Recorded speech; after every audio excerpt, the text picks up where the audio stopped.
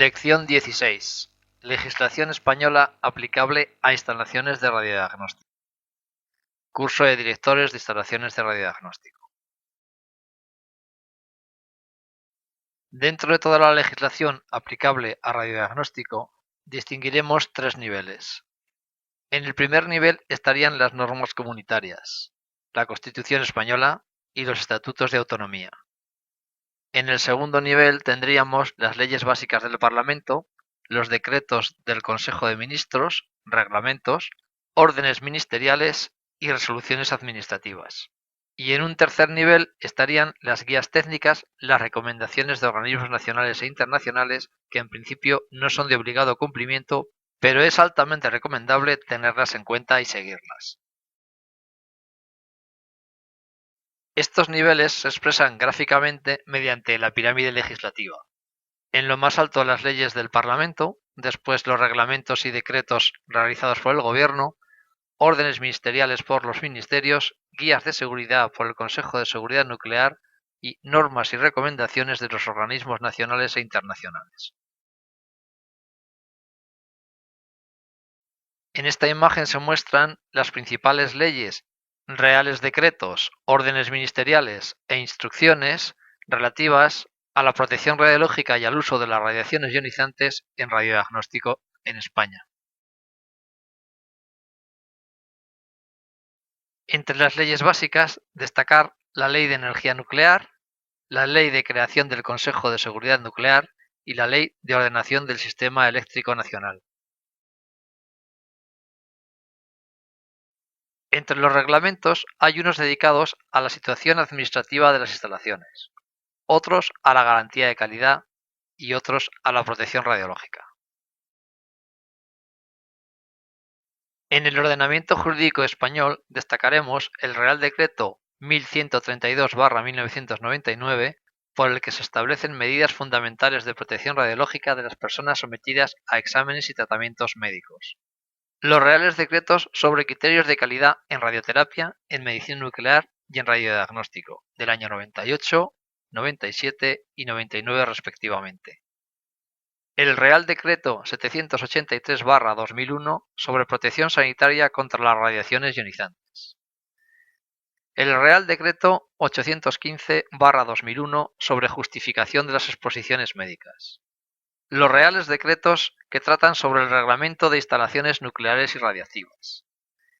Y finalmente el Real Decreto 1085/2009 sobre instalación y utilización de aparatos de rayos X con fines de diagnóstico médico.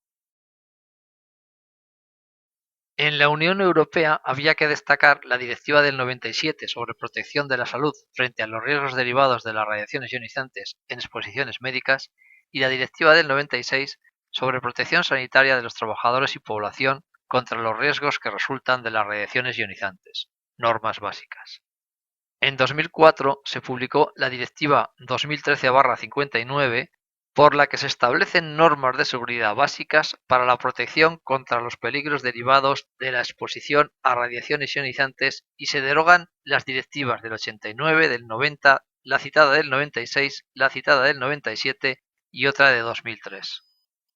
Por lo tanto, a nivel comunitario, esta es la última directiva en vigor que recoge todo lo de las anteriores y se perfila como la básica. La Ley sobre Energía Nuclear tiene por objeto fomentar el desarrollo de las aplicaciones pacíficas de la energía nuclear en España y regular su puesta en práctica dentro del territorio nacional. Proteger vidas, salud y haciendas contra los peligros de la energía nuclear y de los efectos de las radiaciones ionizantes. Y regular la aplicación en el territorio nacional de los compromisos internacionales suscritos. En esta ley se definen las autoridades y los organismos administrativos competentes en estas materias. La Dirección General de la Energía es el organismo administrativo encargado de otorgar las autorizaciones administrativas requeridas por las instalaciones nucleares y radiactivas. Pone las bases de las medidas de seguridad y protección contra las radiaciones ionizantes, que se desarrollarán en el Reglamento de Protección Sanitaria contra Radiaciones Ionizantes. Define la responsabilidad civil derivada de los daños nucleares, la cobertura de riesgos nucleares, la intervención del Estado en la reparación de daños nucleares y las sanciones administrativas en materia nuclear. En la Ley de Creación del Consejo de Seguridad Nuclear, se crea este organismo como ente de derecho público, independiente de la Administración Central del Estado, con personalidad jurídica y patrimonio propio e independiente del Estado, y como único organismo competente en materia de seguridad nuclear y protección radiológica. Se rige por un estatuto propio. Entre sus funciones destacan la de promover al Gobierno las reglamentaciones necesarias en materia de seguridad nuclear y protección radiológica, así como las revisiones que considere convenientes. Emitir informes al Ministerio de Industria y Energía previos a las resoluciones que éste adopte sobre las siguientes materias: concesión de autorizaciones previas o de emplazamiento de instalaciones nucleares y radiactivas que lo precisen. Concesión de autorizaciones de construcción, puesta en marcha, explotación y clausura de instalaciones nucleares y radiactivas, de autorizaciones de transporte de sustancias nucleares o materias radiactivas, así como de fabricación y homologación de componentes de las instalaciones nucleares y radiactivas, que se considere por el propio Consejo que afectan a la seguridad nuclear. Los informes que el Consejo de Seguridad Nuclear realice serán preceptivos en todo caso, y además vinculantes cuando tengan carácter negativo o denegatorio de una concesión, y asimismo en cuanto a las condiciones que establezcan, caso de ser positivos. Realizará toda clase de inspecciones en las instalaciones nucleares y radiactivas, y concederá y renovará, mediante la realización de las pruebas que el Consejo establezca, las licencias necesarias para el personal de operación de las instalaciones nucleares y radiactivas, supervisores u operadores, y jefes de servicio de protección radiológica.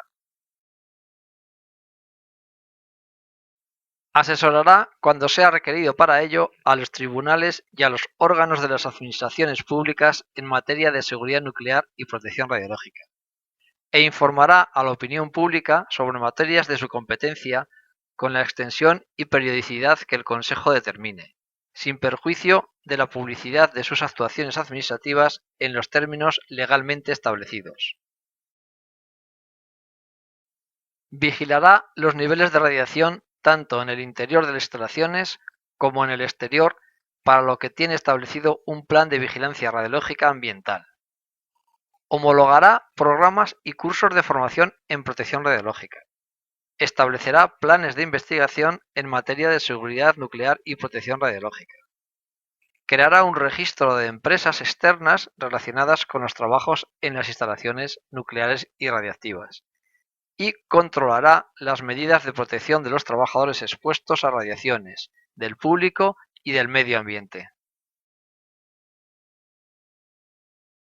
Antes de hablar de la legislación relativa a la justificación de los exámenes y tratamientos médicos y de la protección radiológica de las personas sometidas a este tipo de exámenes, conviene recordar que ICRP 34 en el año 1982 ya daba un listado de exploraciones de bajo rendimiento e insistía en la necesidad de la justificación de las exploraciones médicas. De ahí que en la orden del 18 de octubre de 1989 se supriman las exploraciones radiológicas sistemáticas en los exámenes de salud con carácter preventivo. La orden establece que las exploraciones radiológicas serán admisibles solo cuando estén médica o epidemiológicamente justificadas y no existan medios de diagnóstico que impliquen menor riesgo para la salud. También indica que todas las exposiciones deberán mantenerse en el nivel más débil que sea razonablemente posible. Un ejemplo sería la radioscopia de tórax de los servicios médicos de empresa. En 1990 aparece el Real Decreto 1132 de medidas fundamentales de protección radiológica de las personas sometidas a exámenes y tratamientos médicos. Allí ya indica que la exposición a radiaciones ionizantes se debe mantener al nivel más bajo posible. Su utilización exige que esté médicamente justificada bajo la responsabilidad del médico u odontólogo. Indica que el personal ha de tener conocimientos adecuados en protección radiológica, que la administración sanitaria debe hacer una vigilancia estricta. Introduce la figura del especialista en radiofísica y prohíbe las exploraciones radioscópicas directas sin intensificador. En el año 2001, el Real Decreto 815 desarrolla el Reglamento sobre justificación del uso de las radiaciones ionizantes para la protección radiológica de las personas con ocasión de exposiciones médicas. Define lo que son las exposiciones médicas y además también define la exposición de personas que, habiendo sido informadas y habiendo dado su consentimiento, colaboran con independencia de su profesión en la ayuda y bienestar de personas que están siendo sometidas a exposiciones médicas. Insiste en que toda exposición médica deberá proporcionar un beneficio neto suficiente, teniendo en cuenta los beneficios para la salud de las personas y de la sociedad frente al detrimento individual que pueda causar la exposición, valorándose otras técnicas alternativas disponibles y la información diagnóstica anterior. La decisión final quedará a criterio del especialista correspondiente, habiéndose involucrado previamente en el proceso de justificación el médico prescriptor, el especialista, el odontólogo y el podólogo en el ámbito de sus competencias. Las exposiciones que no puedan justificarse quedarán prohibidas. Todos los nuevos tipos de prácticas que impliquen exposiciones médicas se deberán justificar antes de su adopción rutinaria. Si un tipo de práctica no está justificada genéricamente, se podrá justificar de manera individual en circunstancias especiales y constará en el historial clínico del paciente. El Real Decreto indica que se prestará especial atención en el caso de mujeres con capacidad de procrear o embarazadas, teniendo en cuenta la exposición de la futura madre y fundamentalmente del feto.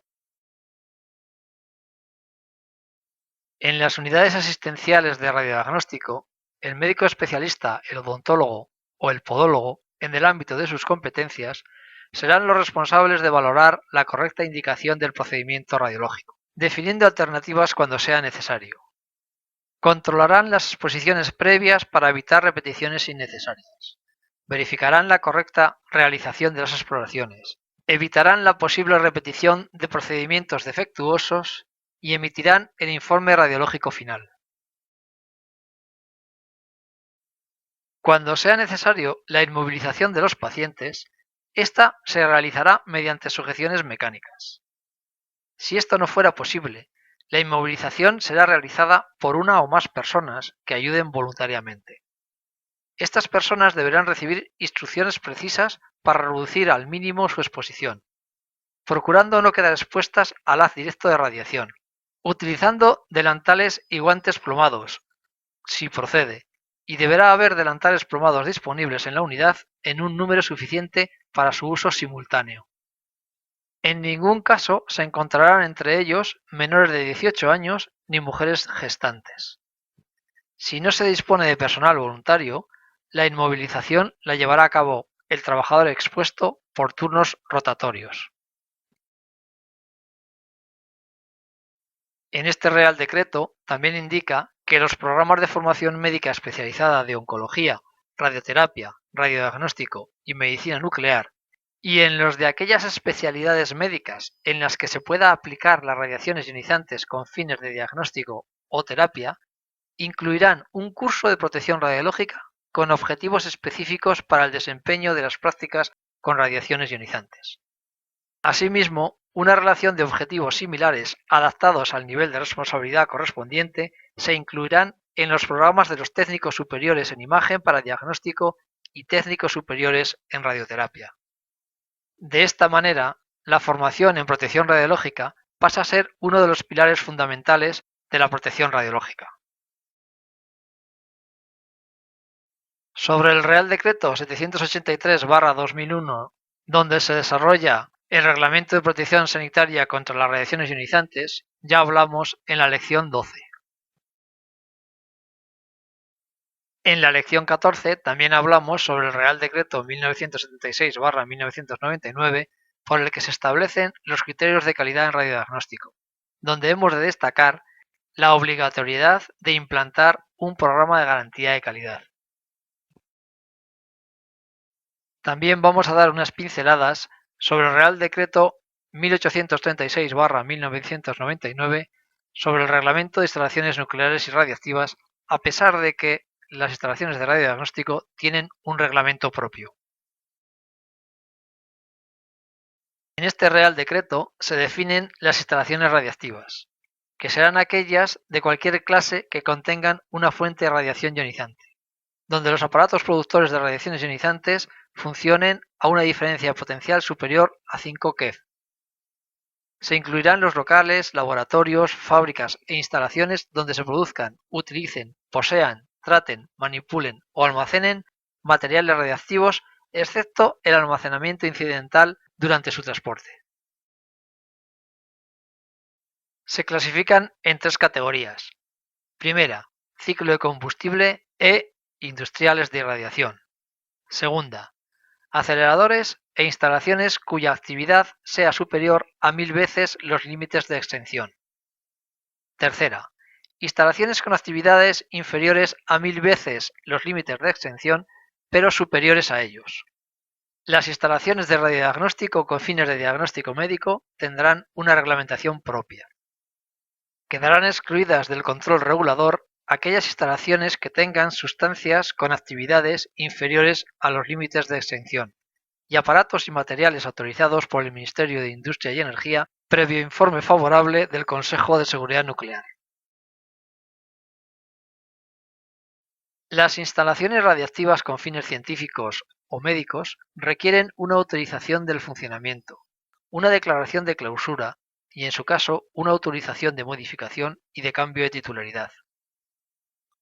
Para la autorización se acompañará una memoria descriptiva de la instalación, un estudio de seguridad, verificación de la instalación, un reglamento de funcionamiento, la relación prevista del personal, plan de emergencia interior y previsiones para la clausura. El personal que manipule el material o los equipos radiactivos y el que dirija dichas actividades en una instalación radiactiva deberá estar provisto de una licencia específica concedida por el Consejo de Seguridad Nuclear. La licencia de operador, que capacita para la manipulación de materiales o equipos productores de radiaciones ionizantes conforme a procedimientos e instrucciones preestablecidos. Y la licencia de supervisor, que capacita para dirigir y planificar el funcionamiento de una instalación radiactiva y las actividades de los operadores. Estas licencias son personales e intransferibles y tienen un plazo de validez de 5 años y son específicas para un campo de aplicación en concreto. Este Real Decreto indica que podrá requerirse a los titulares de las instalaciones radiactivas disponer de un servicio de protección radiológica propio o contratado, al frente del cual deberá existir al menos una persona acreditada al efecto por el Consejo de Seguridad Nuclear. Las licencias de operador pueden ser solicitadas por personas con formación como mínimo de enseñanza secundaria obligatoria o equivalente, y las licencias de supervisor pueden ser solicitadas por personas con titulación como mínimo de enseñanza universitaria de grado medio o equivalente. La solicitud de las licencias y diplomas debe dirigirse al Consejo de Seguridad Nuclear. Y finalmente, el Reglamento de Instalaciones de Rayos X con fines de diagnóstico médico, Real Decreto 1085/2009, que sustituye a uno anterior del año 1991. En la primera parte se definen los equipos de rayos X, los equipos de rayos fijos, los equipos de rayos X móviles, las instalaciones de rayos y el titular como la persona jurídica responsable de la instalación, que deberá cumplir las disposiciones técnicas y el Reglamento de Protección Sanitaria contra Radiaciones Ionizantes.